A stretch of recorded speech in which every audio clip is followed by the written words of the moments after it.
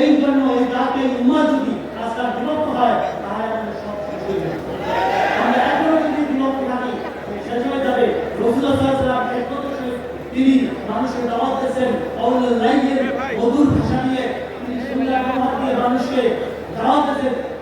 পৃথিবীর মানুষ আস্তে আস্তে এখন প্রায় 200 কোটি মানুষ ইসলামের তাওহীদের কথা বলে আসছে, ঠিক কিনা?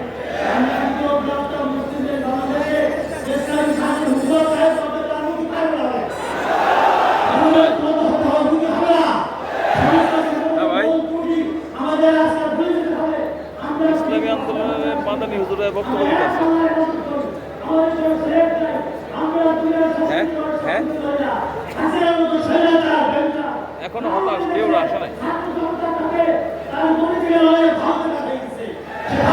ভাই আসবে কিনা তাও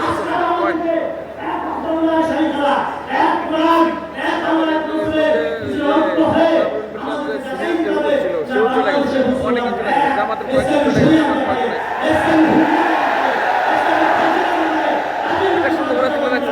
বুঝছেন না, ওনারও দেখছি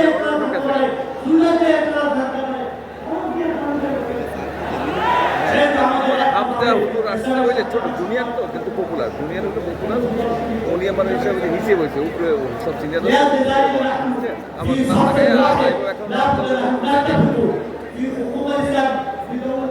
আজারা আসবে না বলে দেন না, তাহলে কি করবো?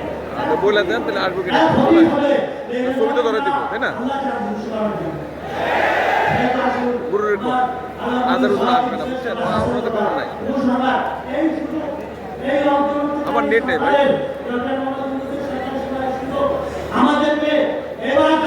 ভাই কোন যে আজার হুজুর আসবে না কনফার্ম, হ্যাঁ এখনো যে হামজা হুজুর আসছে উনি এখন যে রাস্তা কেটে গেছে বাইরে, আর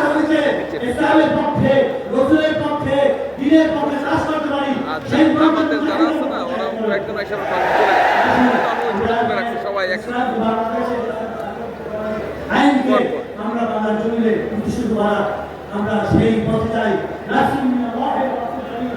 আমি বলি শোনেন, বুলুল ভাই, তারপরে আপনার রফিকুল ইসলাম,